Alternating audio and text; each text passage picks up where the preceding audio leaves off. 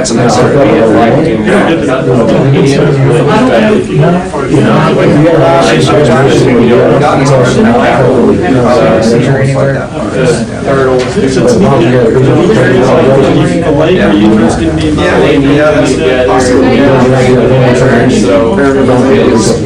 Kind of directly south, you know, there's some decent parts of the lake. There's a lot of very places to live within, 20 minutes of the office. So just kind of take it slow. Not only that, it's just the market was already difficult this time of year. I think it's sort of dried out. So yeah, People are putting their house on the market. until spring. It's time. I don't get started back.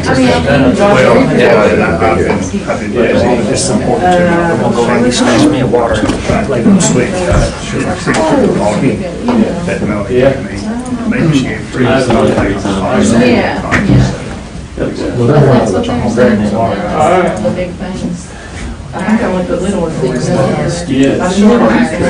So already, like, I mean, already down the day, already comes to the ACP small investment banking, but they're called big. They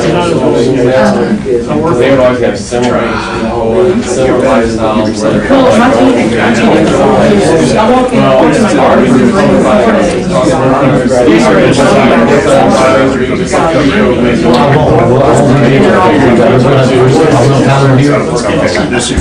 Yes, exactly. It's like, so where they are now, they have their young people now working on Monday, coming out. She closed the tab. She just said this one to start.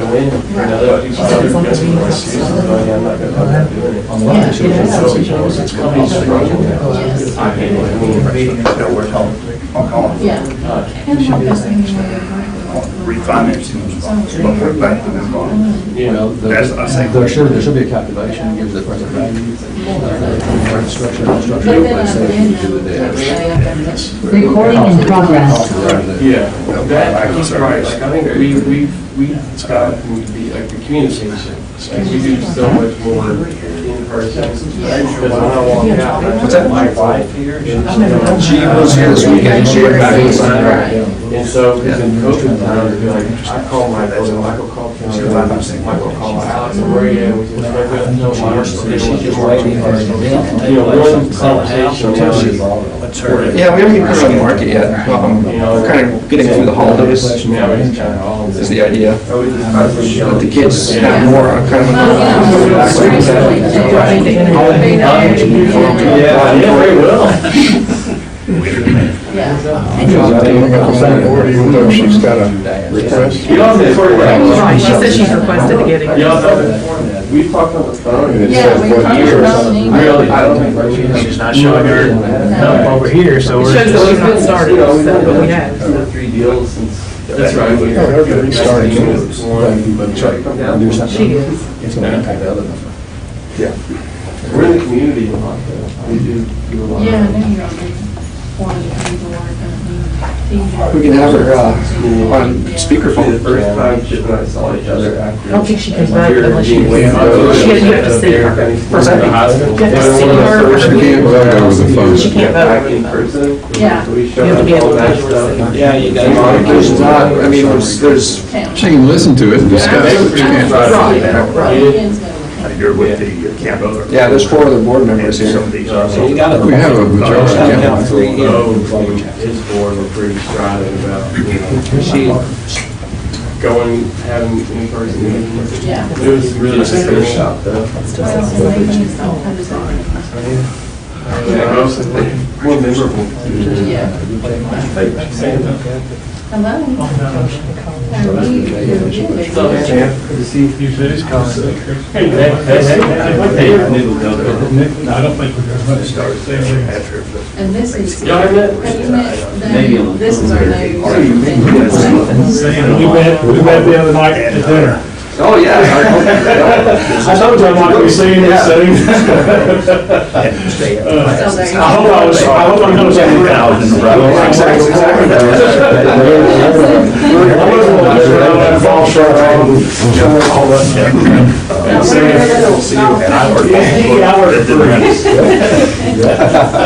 Counselor Vickers, serious, more serious. Video meeting started. No, we're not live.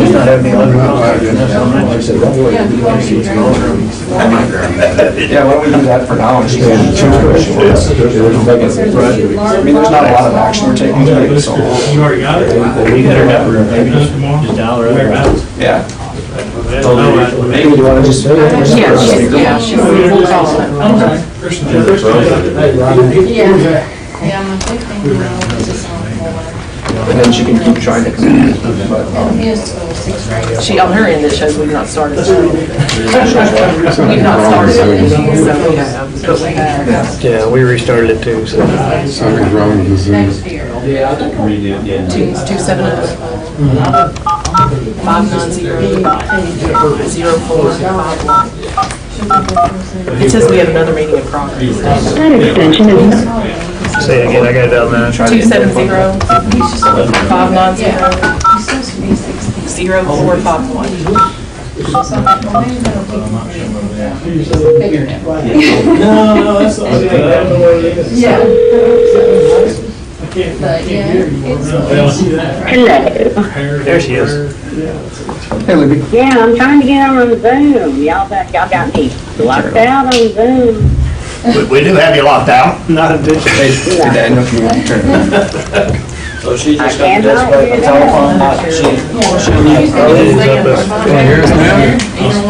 All right, can you hear us, Libby? At these meetings. I can hear you fine, yes, All thank right, you. sounds good, and Libby, you understand you won't, just by telephone, you won't be voting, right?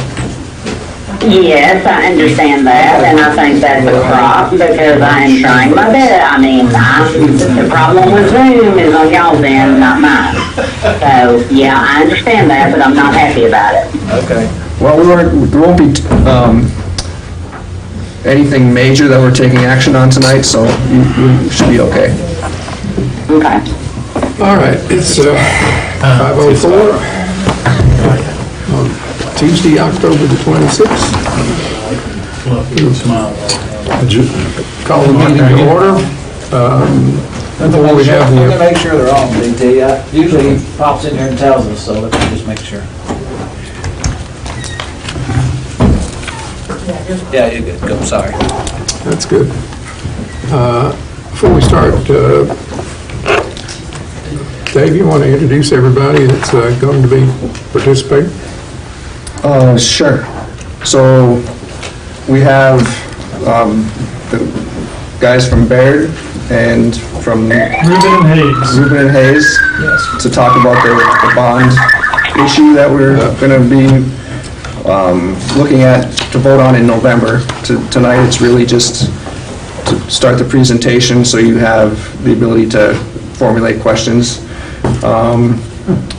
And we've got Lanny here from our CPA firm that's going to go over the audit. And I think that's about it. So Sam, what's your role? I'm the local Baird representative. Okay, that's okay. Thank you. So that's the scoop. That's a scoop. All right. First thing is to approve the agenda. Is anything need to be changed or added to the agenda as we publish it? Hearing none, can I get a motion to approve agenda? Second? Second. All in favor, aye? Aye. Motion carries. Minutes of the previous meeting. We have those somewhere. They're probably up there. Do I hear a motion to accept the previous meeting minutes? Motion. Have a motion? Second? Second. Have a second. All in favor, say aye. Recording in progress. Motion carried. I think, sorry, but Libby said she thinks that it's hung up on her on the phone. appointed. All right, keep going. Okay, next item on the agenda is the audit, presentation and discussion. All right, Lanny, you're up.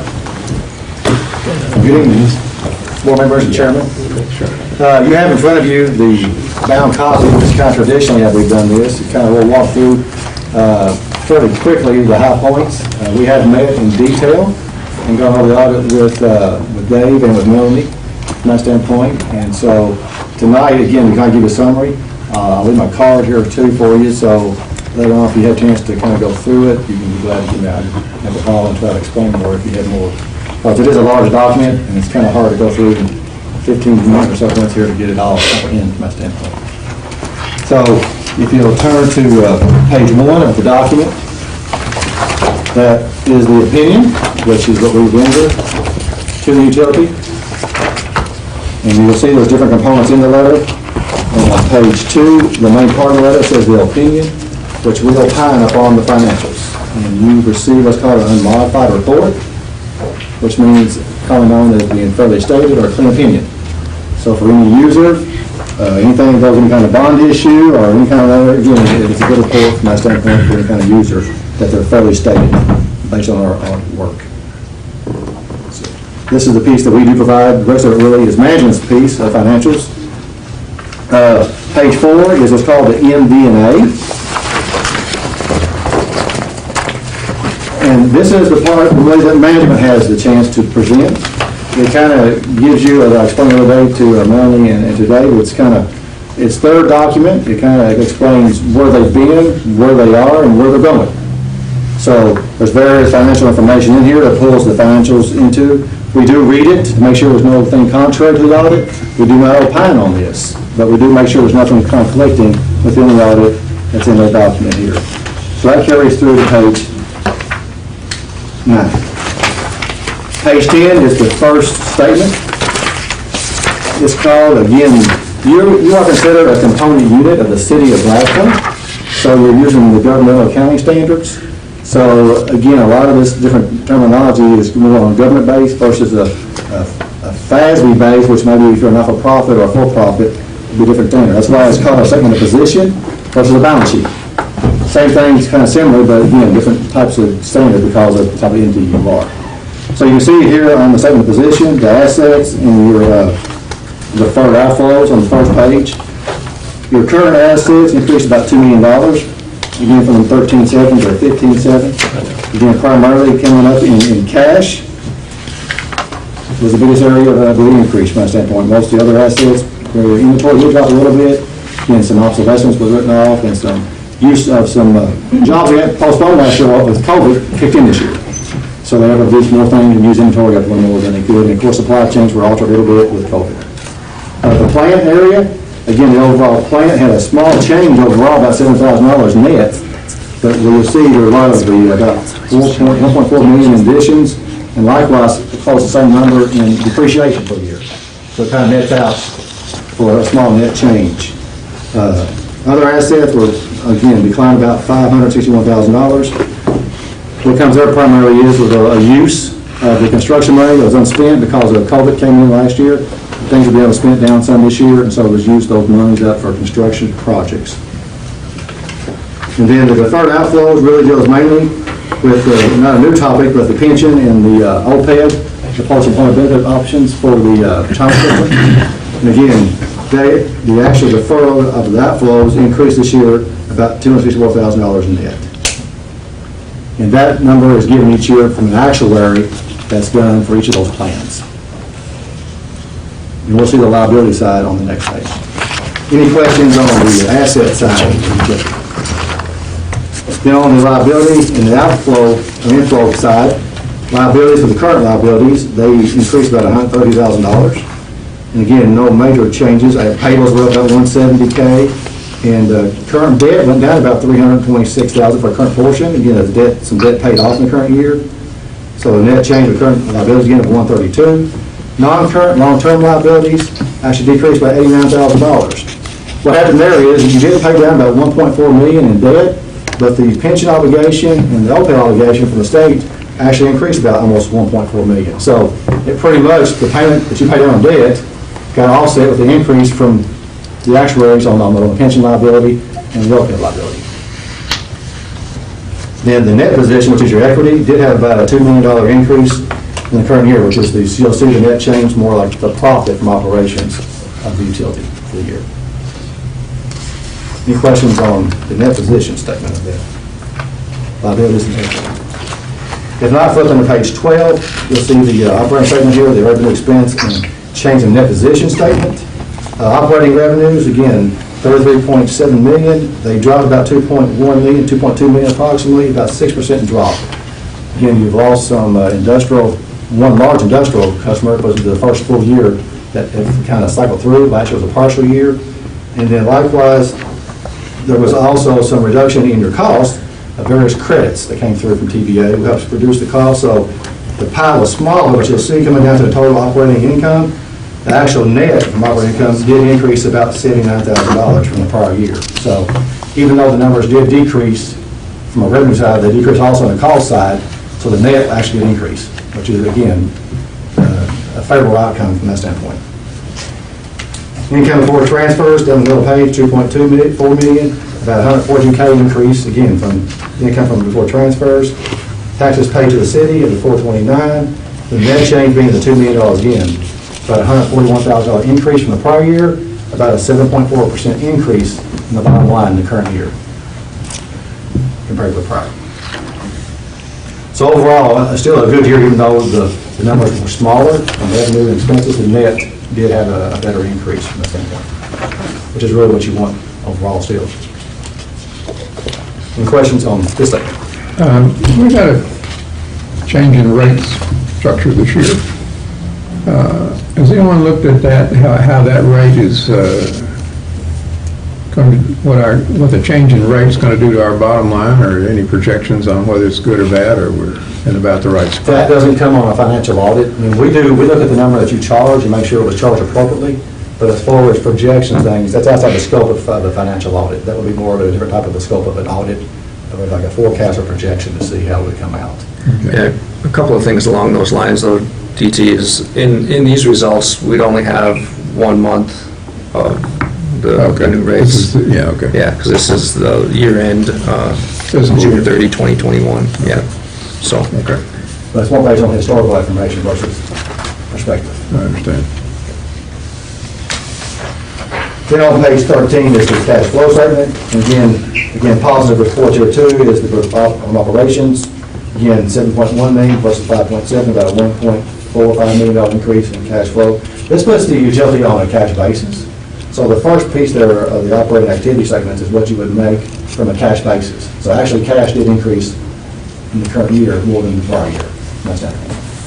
You can see where the money went to. 4.8 went to, in a sense, capital items, primarily in paying debt, and also for the plant utilities, for the increases in the plant. And then the non-capital, again, primarily for customer deposits, and then it's the tax payments. Giving a net increase in cash of approximately 1.9, almost $2 million in cash for the year. So again, positive report. Page 15 starts the notes. The notes go through and give more detail to the basic numbers in the front of the statement. We will not go through these numbers, but if you're trying to get more detail of kind of the breakdowns of numbers, these notes will give you more information about the front numbers that's in the financial statements. We can be here, like we met the other day, it was 2 hours in our meeting from us going through, so we did go through stuff in detail, so tonight will not be the time to do that. If you'll flip on by, I know you always have an interest in this, I always make it to a point so you can kind of see it. It gives you a better, the notes even a better summary. You can flip to page 45. This is, again, more what's called required supplemental interest. And that's, supplemental information. And again, it deals more with the pensions and the OPEB. And it gives you a 10-year chart. Of course, we haven't had 10 years yet that's in place. So you can tell from 15 to 21, kind of shows you your percentage. You're in a cost-sharing plan, which means you have multiple employers in the plan. So this is your piece of the pie. And so you go through and see, again, what your share has increased, like for instance, 45. your liability was 4.7 million in 15, or today is 10.9. So you can see how it's changed over, from 15 to 21. And then your percentage of payment at the bottom, the rate was 12% on payroll, now it's 19%. Again, that's how the funding goes. So it gives you a better history here. It's a good table. Then on the next page over, you'll see the one on the health insurance, the OPEB. It gives you the same type of information. But it started a bit later. It's only got 4 years because it was later when it was on page 48. It was actually implemented a few years after the pension was introduced to the seniors. So that's why there's not as many years. But there's not been as much volatility in this one as there has been in the pension.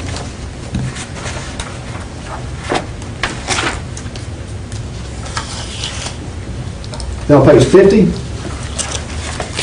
there's more information back here about the supplemental information, and it breaks a lot. The utility has really different components. There's an electric division, a cable division, and a land division are the three main components. And this breaks the operating segment down in kind of summary form. You can see that the electric in current year made about $536,000. Cable laws about $1,265,000, and the land made about $2.7 million. Now, that compares to the prior year.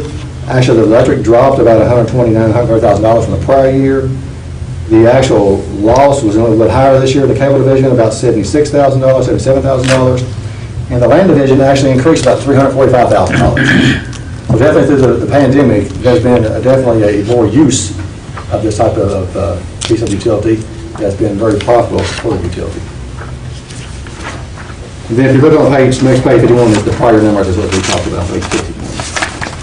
There's more pages in here, continue on, but more detail of different divisions that you can look through, so comparisons. We won't touch on those, but again, it gives more detail than what we just discussed. If you'll turn to page 62,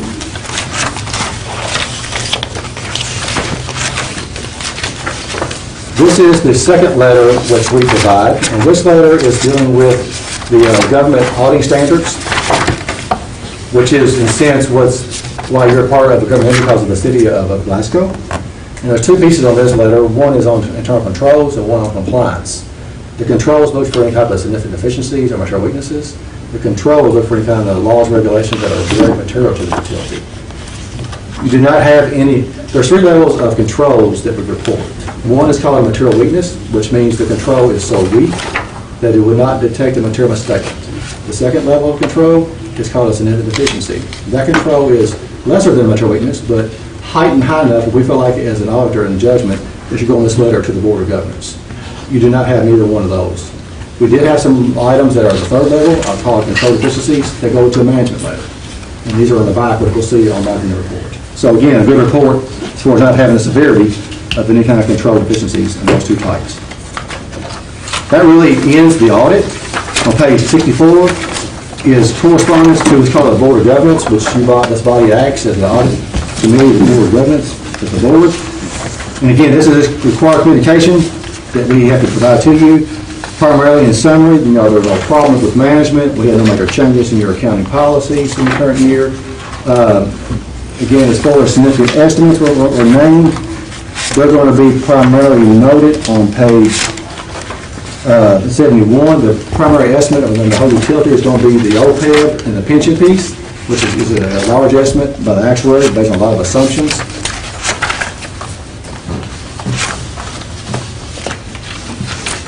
Then on page 72, the summary of the audit adjustments, and again, it shows here things that we in a sense booked. These are the impacts we booked. We had overall very few adjustments at all. I mean, the staff does very well here at the utility. So again, didn't have a lot of cleanup, had a few things, but not a lot. Then on page 73 is adjustments which we did not book, that were under our scope levels, and we again have to disclose those to you, that we did not book them, and they are passed on.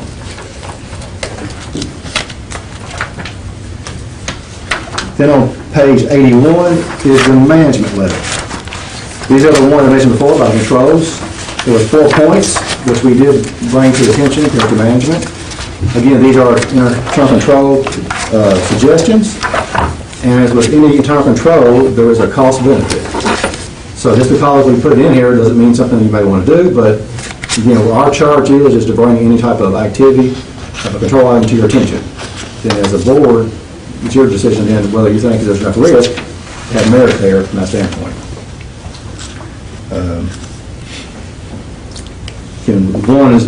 First one is not really as critical. It's probably more as on inventory of cleaning things up on the plant a little bit. Things are appreciated.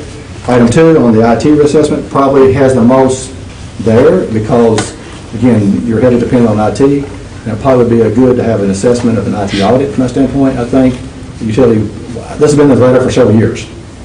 And it really, I think, warrants more than any other things in here, really, from that standpoint. In the past, you all did have one item in here that was in the front letter as a material weakness or deficiency, and that was where Melanie, in her role, she had a lot of control. Primarily, the check signing is what caused the issue. In this past year, it was alleviated where she had, in a sense, been pulled herself off of the check signing process. Therefore, that's why it was removed out of the letter. And then the other 2 is dealing more with SOC 1 and 2 reports that Melanie will have to deal with as far as just documentation. And the other one is dealing with primarily the purchases of just dealing with any kind of bidding process. That's the 4 items that we had. Any questions? Just a couple of comments. One is that, they're going to work on learning more about the pension liability and the OPEB as time goes on. It's really kind of we're at the mercy a little bit of the Kentucky retirement system and their calculations. And so I'd like personally to learn more about how that potentially can affect us and how we can manage that going forward.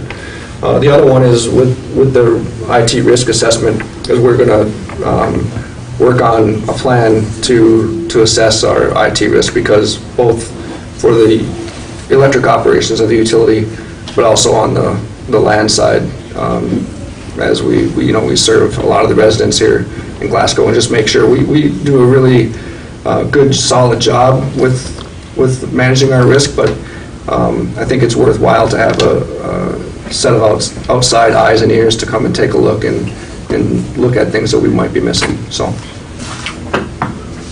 that's all the comments I have. Yeah, there's nothing found wrong with IT, but it's just a process. I think it's just a healthy process to have an assessment to make sure outside looks in, to make sure anything that's not really identified could be identified, to make sure risk is addressed and y'all can address it appropriately how we feel if something has come out of it.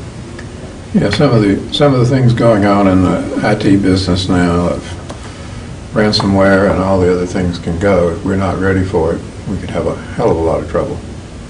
And that's where that outside assessment will give you a lot of things as far as any type of infiltrations of different type of attacks or your firewalls and just different things that, I mean, they're especially trained in those areas. And I know the IT folks are here too, but they have different skill sets that people can make sure you're.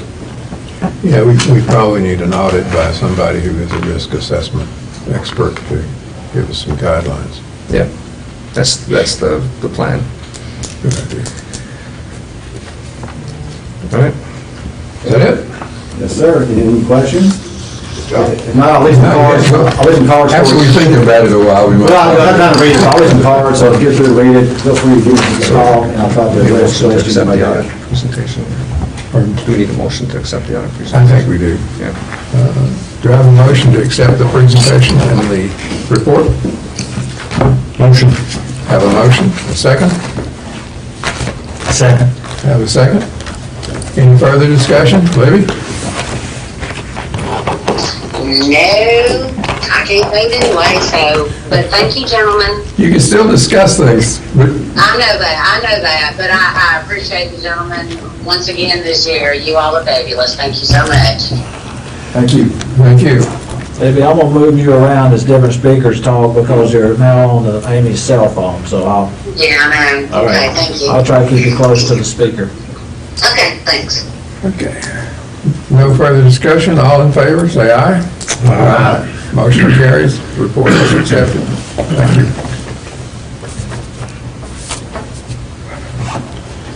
And we're on to the bond proposal.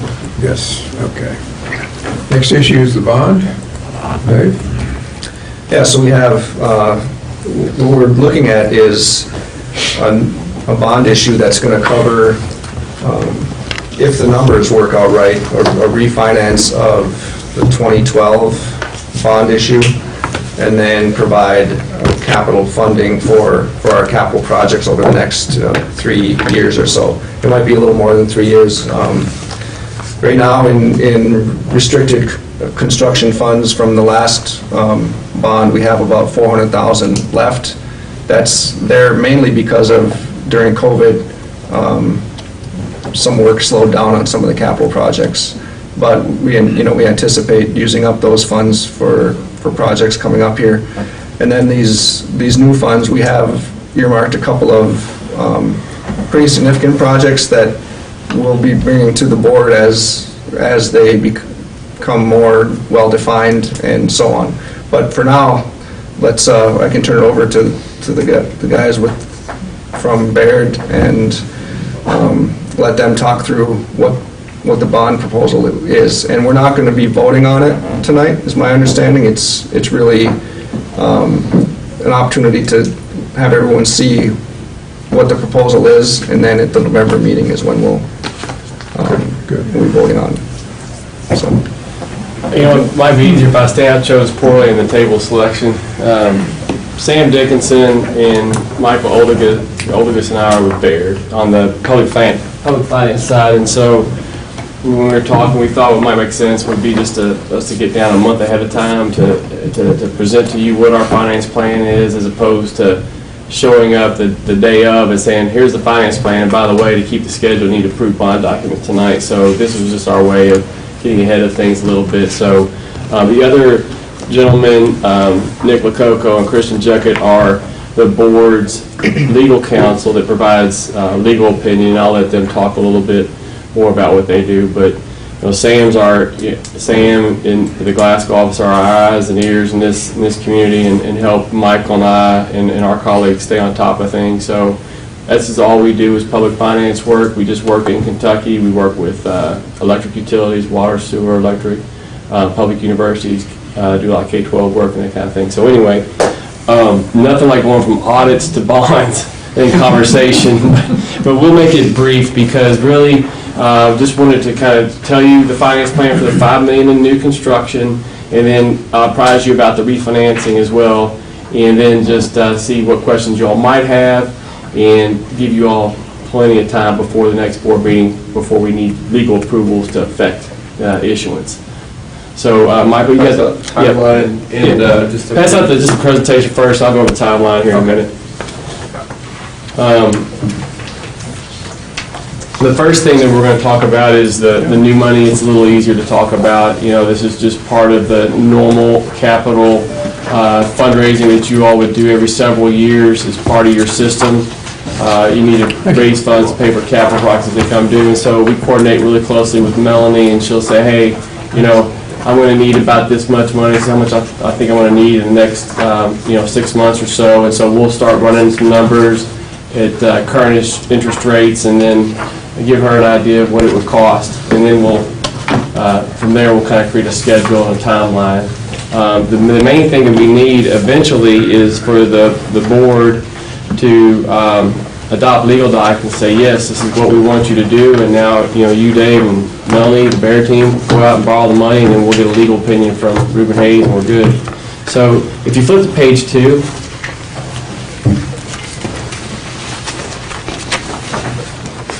Page 2 on the left-hand side is the sources and uses of funds, and on the right-hand side is the estimated payments. What we're looking at right now on the left-hand side, under uses, you'll see a project fund deposit of $5 million. So that's kind of our goal is knowing that, say, hey, when it's all said and done, I need to walk away with $5 million deposited into my construction account. And so Michael and our group will run some numbers, and when you issue revenue bonds, we need to have a debt service reserve. I can go into the weeds about that. I'm going to keep it high level until you tell me to dive deep in the weeds, but there's a fund that we have to keep in place. It's for bondholders. It sits on your balance sheet. It's your cash. You're going to keep it for as long as the bonds are outstanding, and it's basically assurance for the bond investor that if there's some kind of problem and the future board can't make payments, that they can draw on those funds to make payments until you get the rates where they need to be. So that's a debt service reserve. It's technical how we calculate it. It's driven by the IRS, and so Michael does it with his software and calculates it. So bottom line is we're sitting there with, we need $5 million in our construction fund. We've got about $1.2 million in the prior debt service reserve. So in order to pay for the cost of issuing the bonds, paying for the $5 million project deposit, and then getting the debt service reserve balance exactly where it needs to be after this new issue, we need to sell bonds for about $5,260,000. So, logical questions like, well, what's all in that $260,000? That's the cost of issuance. It's going to be, we're going to sell these bonds competitively. Kentucky statutes require that electric municipal-owned utilities sell bonds competitively. So that's a very important part of what these guys will do. They're going to draw the legal documents, do the notice of sales, and make sure that you all follow the law of the Commonwealth for issuing debt as a municipal-owned utility. And what we do is we're going to prepare all the securities documents with their help and market the bond issue to investors. So that's the bond sale part of it.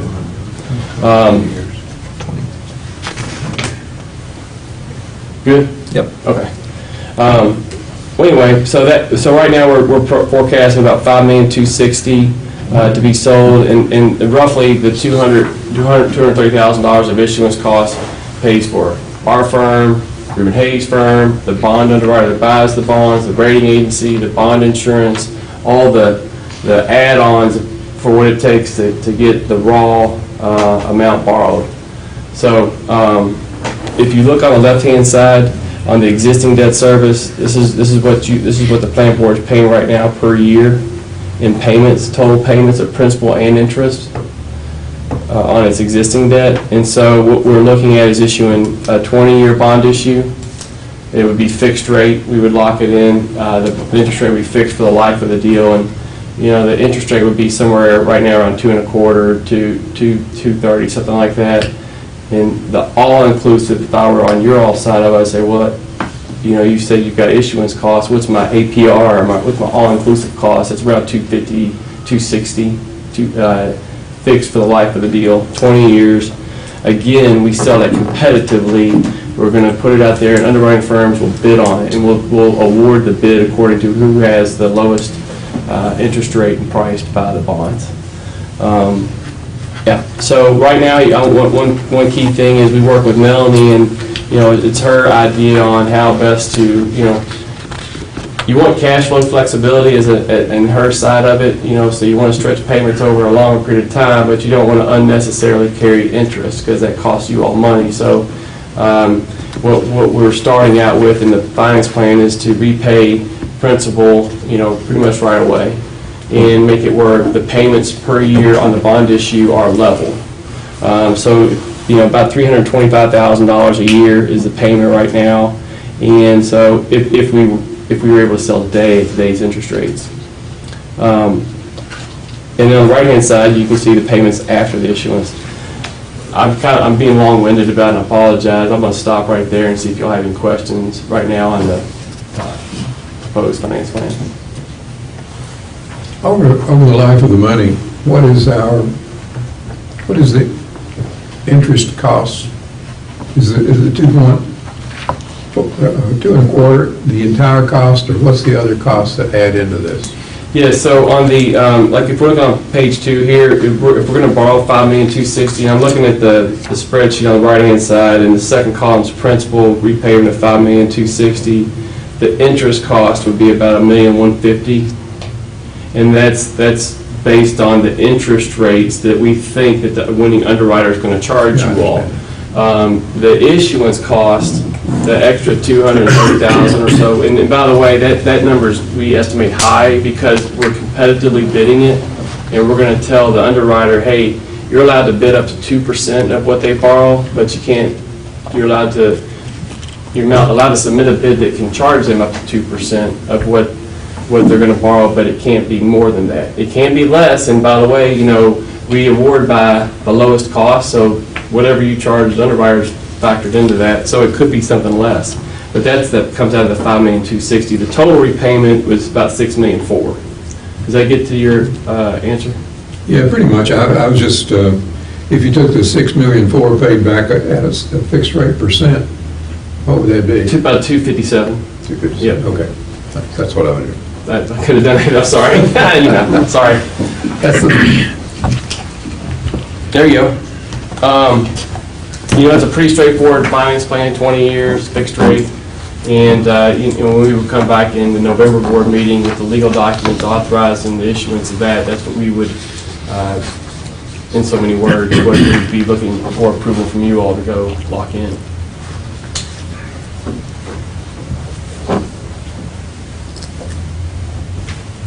I have a question for you. I can't see anything that you're presenting. Oh, I'm sorry.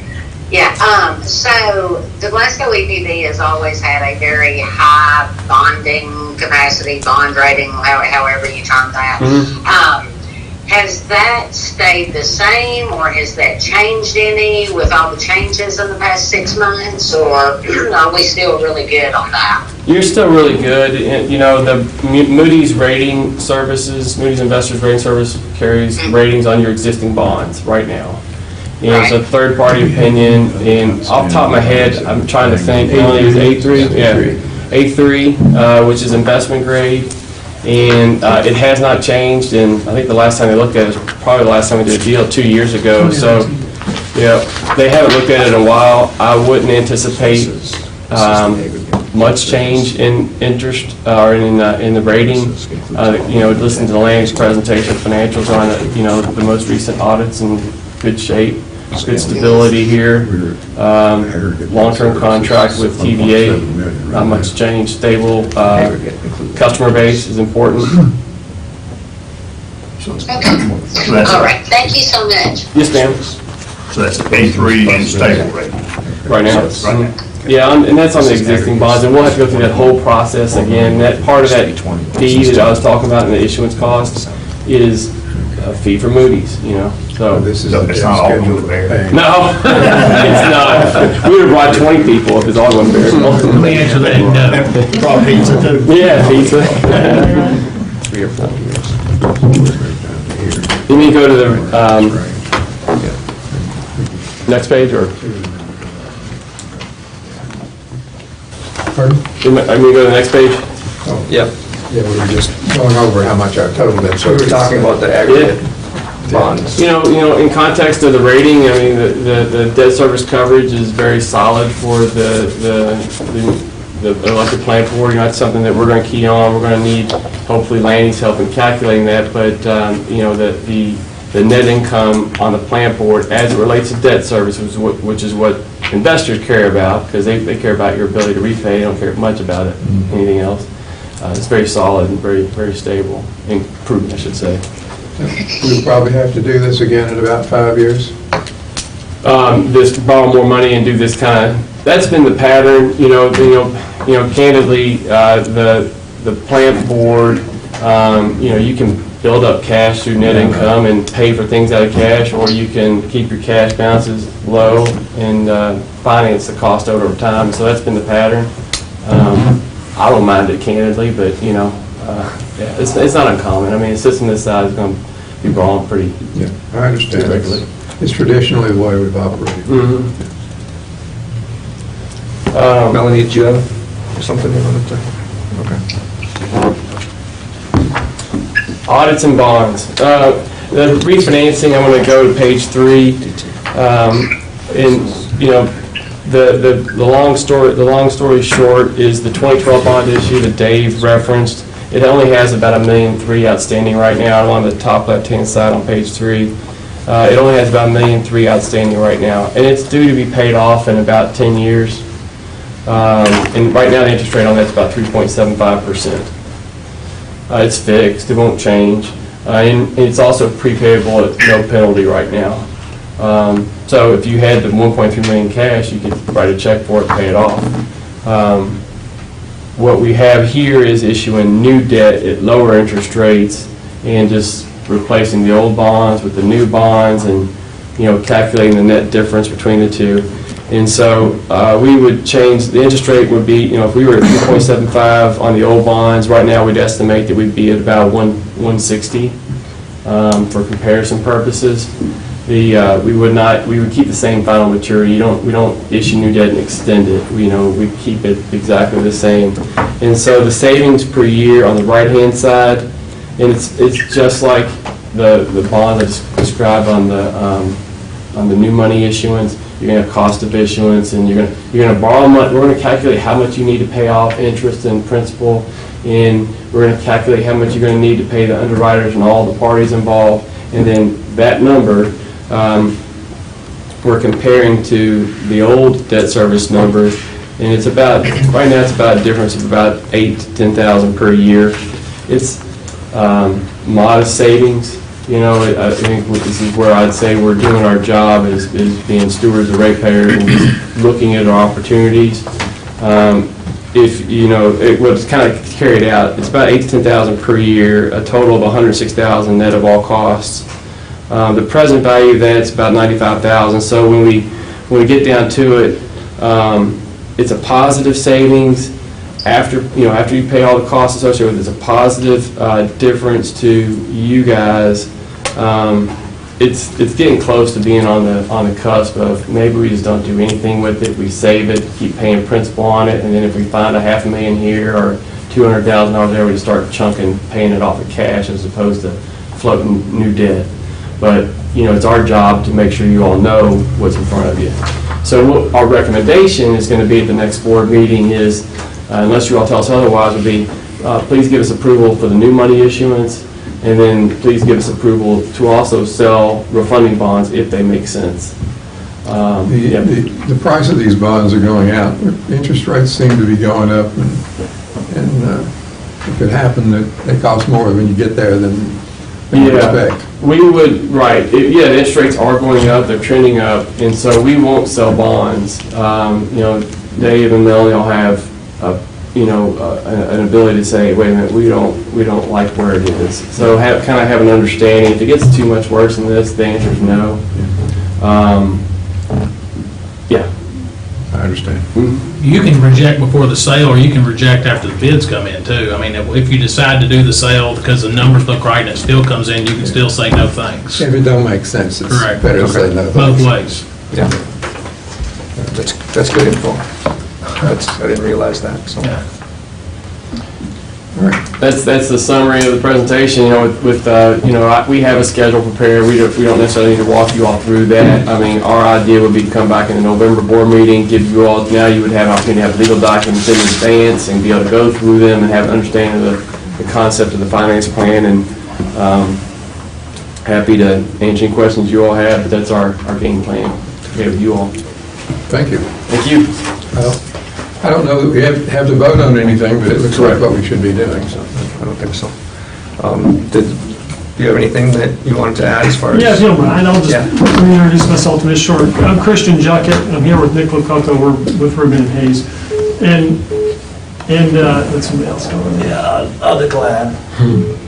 And so we work frequently with Baird in public finance transactions, same kinds of deals, other electric plant boards and water and sewer and that kind of thing. And that's our sole practice is public finance. Our ethical obligation, though, is to the board as lawyers. And so our job is to take the numbers that these guys at Baird prepare as the bankers and then put them in legal documents. And so we'll be preparing all the legal documentation for the board to authorize the bonds, and then for the sale documents to go out to prospective buyers, underwriters, and then we prepare the closing documents. At the end of this thing, the reason we're really involved is we issue an opinion that's recognized on the market that says the bonds are tax exempt, which just means that whoever's getting income on those bonds doesn't have to pay income tax on them. That's our main role. So in order to ensure, pardon me? Federal or state? Yes, sir. So as part of that process, we have to ensure that the board, this bond issue complies with securities exchange rules because we're offering on the open market. The MSRB, what's MSRB? Municipal Securities Rulemaking. So they have rules too, and the IRS, of course, has rules about how you can sell the bonds and then what you can do with the money when you get them. And we put all this in all these dry documents. We will be distributing them amongst the finance group, including Ron. And so he'll get to see all these documents. I can send them to anybody else who's interested and wants to take a look. And so I'll leave my card here. You can either just send me an email and I'll put you on the list, or you can let Melanie know, or Dave, and you can be part of the process of seeing these documents as they're prepared. So the next thing we'll do is prepare a 2 or 3 page resolution for the board to consider at the next meeting. And so it's up to you all to say to approve the bonds or not. If you approve them, then we go forward to prepare for a sale. The resolution will authorize the refunding bonds and the new money bonds, but you don't have to do them. So just because you authorize them doesn't mean you have to go forward. I think with the refunding, these guys would really like to know well before the sale, or I don't know. Yeah, Best case scenarios. we want the approval, even if rates move up and we say, let's not do it, because if rates come back down, with a simple word from David or Melanie, we can get it back in the market and go with it. We get approvals. We do that with the universities a lot. We'll get a year's worth of approvals out of the way, and then when we're ready to go, we can go. So rates, I'll just look at my phone. Rates right now are about what they were in end of February, and then they plummeted, and then in the summer, and then they went back up again. So who knows? Sort of like the stock market. Exactly, right. And so that's our job as bond counsel. Prepare all these legal documents. We'll be interfacing with Ron, and we'll get material from Melanie and get all your stuff together and make sure we have a good sale that complies with the law. Anybody have questions about that stuff? I do. Who makes the determination about AMT, what they're subject to, AMT? Oh, okay. So that is determined. So there are no AMT bonds right now. Okay. Those were, I'm not saying that right, Nick. So Nick Lakota and I work together. AMT bonds are issued by for-profits, I should say. So those bonds that are subject to the alternative minimum tax are not issued by governmental entities. Okay. No. So you guys don't have to worry about that. And I think I'm saying that. And our opinion states that in there. And our opinion states that. Yeah. Okay. Thank you, Nick. Nick's going to help me prepare the documents. He has what else? Anybody else have questions about this stuff? Okay. Thank you all for hearing. In case y'all are wondering how long this takes too, did you get the schedule too, or just the presentation? just yeah. Okay. We have already a tentative calendar put together for this, so you can see kind of how long this process takes, and you'll be a part of that mailing list as well. And so if anybody is going to the Bahamas for Christmas, we're getting closer around that time, so we'd like to know, because if you need somebody's signature, we'll need to work out an alternative. And so nobody's going to the Bahamas. All right, good. I'm not going to say that. We'll get it done. Great. Our plan was at the November board meeting, and Sam pointed out that you might move the board meeting, which it's okay with us. The 16th, I know that we're going to be at Hardin County Water number 2 at 4 o'clock Central, or Eastern. We on 4 o'clock Eastern there? All right. Yeah. So we might try to time it where we come at the back end of your all's agenda to get down. It's only an hour away, so we might time it that way. If you move it to the 16th, the 30th, one thing that I would suggest, if you can move it to that because our plan is to sell December the 2nd, and we don't want to delay that bond sale, so we can keep all the schedule. You can move the board meeting date around. It's just that if we go to November the 30th, just as a board, be aware that the notice of sale, the legal requirements for it might, if it's okay with you all, go out and be in the paper before you've taken action on it as a board. You know, that's the way to do the November 30th, and then we don't sell until the 2nd. So from your perspective, the 16th would be a better date? 16th would be a better date, but it honestly, it doesn't matter to us. It's your all's comfort level in all candor about, hey, you know, the requirement is if we're selling on December the 2nd, then there needs to be a notice in the local paper on the 25th of November. Well, that's before your board meeting and you're taking action. We do that with issuers like you all that are regular issuing bonds, but it's a board awareness thing. Sounds like the earlier date's better for everybody. If it's okay with you all, please don't make it difficult on your all self to accommodate that. Okay. It's not a Sounds good. Okay. Bonds. Yeah. Hey, last message, Melanie, you know, as always, has been fantastic. I think we already have all the documents that we need for the rating conversation, Appendix A. You know, she and Michael and we work, particularly her and Michael, they've got everything together, so we're ready to go and everything in great shape. Should be a smooth process. Thank you for coming and getting it done for us, and we're glad to have you working with us. If you all have Somebody that knows questions, what they're doing here. if you all have questions in the interim too, this is part of my role. You know, they're not here. I live here, obviously. Most of you guys see me periodically. If you got questions, you know how to get a hold of me pretty easily. Call and ask me. If I don't know the answer, I can get it from them pretty quickly. So, Okay. Okay. Yeah. Thanks, Sam. Thanks. You guys don't have to stay around for the board meeting's going to be just mundane, pretty boring here, and you guys can take off if you want to. The audit's what I would have hung around for. I really did, man, so thank you all. Before they leave, is there anything else from anyone? Okay. Thank you all for your time. Thank you. Thank you, gentlemen. Thank you. Clean was short. My story here too. I'm gonna leave your audit report, okay, so you have also a business card. So I'll give it all to Amy. Okay, thank you.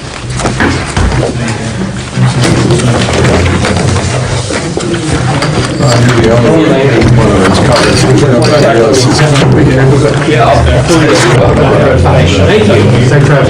Thank you for first meeting to go to honest bonds. They get better from here on out, I'd say. Thank you all. Appreciate it. Thank you. Thank you very much. Glad you came. Thank you. So I've already had to take a rain check on this because I'm. Next time. So you're not missing anything.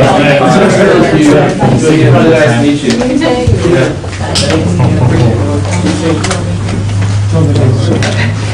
Thanks, guys. Appreciate it. Nice put a face there. Sure. Y'all have a good night. Thank you.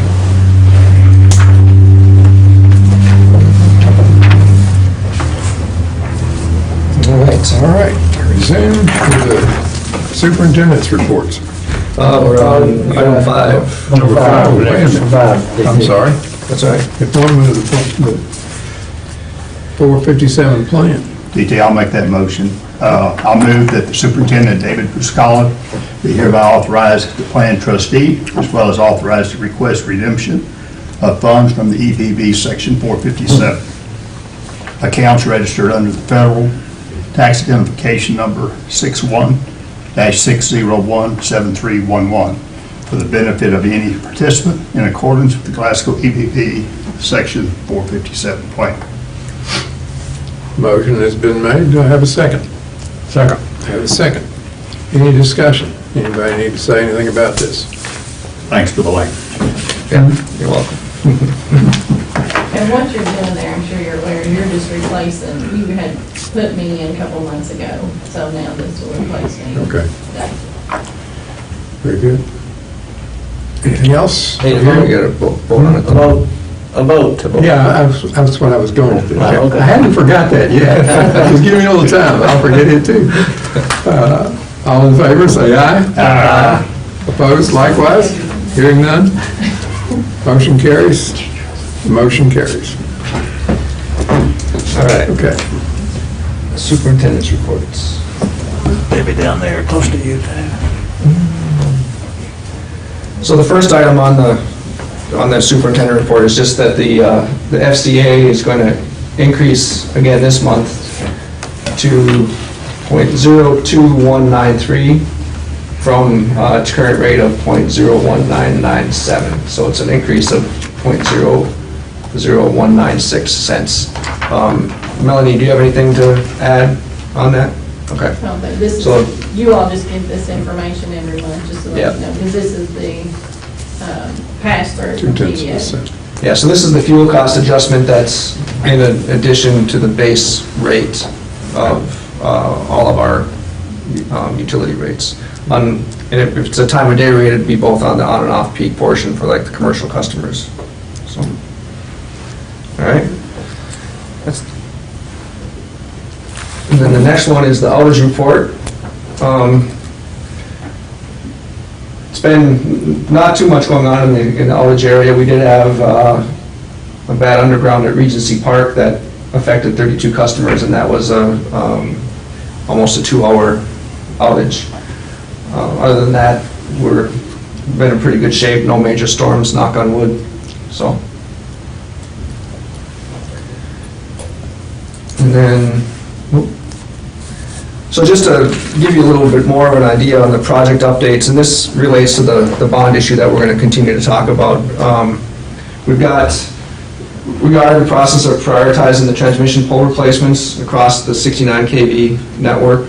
We're focusing on the poles that are really in town, not so much on line 117, which is the 69 kV line that runs west toward Bowling Green and then cuts back up toward what we call the Donnelly substation.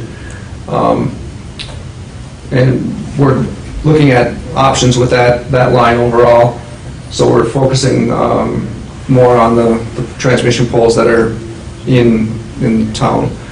And then we're also in the process of developing the plan for the Cherry Street, Columbia Street rebuild that we talked about. That's that section in the center of town that would, if it's improved and the capacity is of the conductor is increased, it'll be a very useful section of our distribution system to be able to feed from different substations in our network. So that's one of the, for this bond issue, that's really one of the main projects right now that we have on the table. And then the other one, the rest of is prioritizing distribution projects that will improve reliability or system flexibility, much like the Cherry Street. But we haven't we've started to identify areas that we're looking at. We haven't decided which projects are first and second and third and so on. But talking about how this relates to the bond issue that we just talked about is over the next 3 years we'll be looking at projects like this to the tune of $5 million to keep upgrading our system as needed. So. Is the Cherry Street going to require new poles or bigger poles? Yeah, it's going to be more than likely a few things. It's going to be bigger poles. It's going to be new poles for sure. Possibly setting them back further from the roadway. But and taller, strong, and increasing the class size. What we have is throughout the distribution network is really a situation where the original design was really only for the electric utility and maybe one communication line. We've got 5 communication lines in a lot of areas of our network, and the pole class size, the strength of it is probably right at its max of what it can handle. So those are the kinds of things we're going to be looking at throughout the network. And of course we get pole attachment fees from these providers, but it's debatable whether they're really contributing their fair share to the cost of the network. But either way, we have to make it reliable and safe and all those things. So, all right. Dave, that 5 million, it seems like that's a different number than we talked about last month, is it, or not? What we have is two different types of capital improvement that we're really talking about with the 5 million. The two and a half that I spoke about is the Cherry Street project and the transmission poles that we already have defined. The other 2.5 is really in years, 2 and 3 that we've really yet to define those projects. Okay. So, but we're also, I think the other thing that I'll leave you with is that, we're not going to spend money on projects or upgrades that aren't necessary, And each time we look at a project, we'll be bringing it to the board to discuss. But there's definitely, there's a lot of areas of our system that need upgrading. And so when I talked about the 2.5 last time, it was really those two projects. Okay. And the others are, really yet to be defined, so. A lot of these wires around are home runs back to the main office for these offices. For the fiber, or the phone system. Oh, the phone system? I guess I don't know the nature of, there's a lot of heavy cable running around yeah. it. Mm-hmm. Obviously, it's got a lot of wires. Right. Yeah, I don't know what the network structure is of those communication companies, so. But they're definitely, taxing our. Yeah, no, they're not the simplest system anymore, and obviously not the simplest to maintain either. Right. Okay. So that's the scoop. Any questions on those reports? All right. I don't think we need a motion or anything to move on, do we? Nothing. Okay. So we're on to item number 7. And that's for the meeting date. Yep. And we're proposing to move November to the 16th. That's fine with me. Yeah. That's fine with me. Yeah, the fourth Tuesday falls on the Tuesday prior to Thanksgiving. And it's just a time when a lot of people are traveling, including myself. That's not necessarily why I propose, but just, everyone might have plans that they're either traveling or have company coming in or whatever.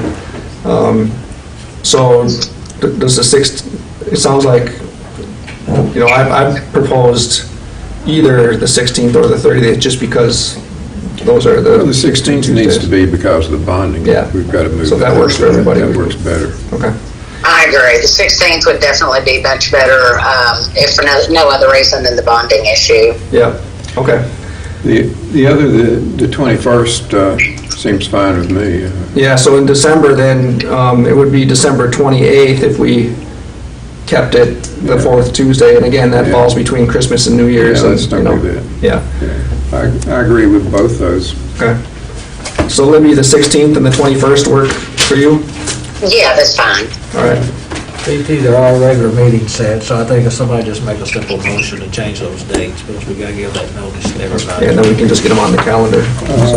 Yes, I have a motion to change the dates for November and December to November 16th and December 22nd. Have a motion for that? 21st.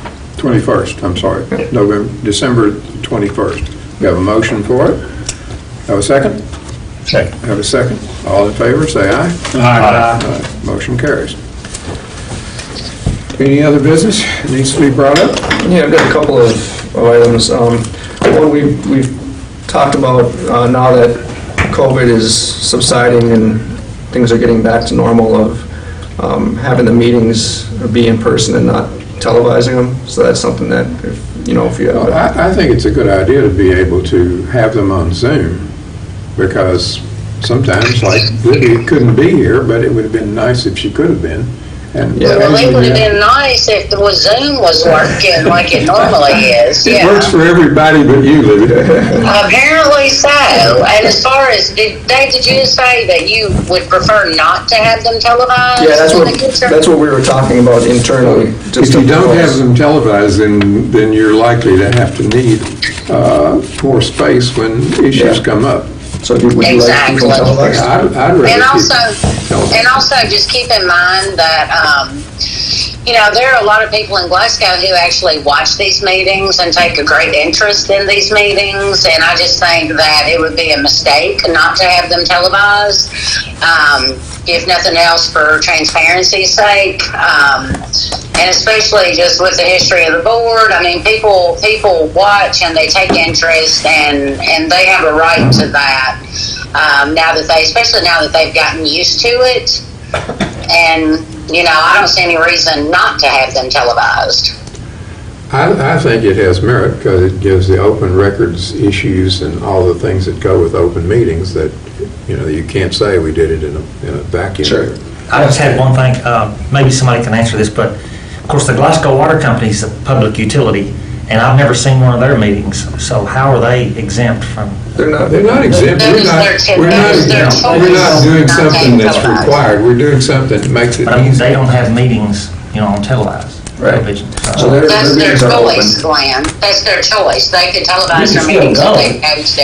It's still open to the public. You can go. Yeah. But this allows the public to participate and see what's going on without having to come in. This is a small place and it's a big crowd. It makes it very convenient. I just think to keep it if we can.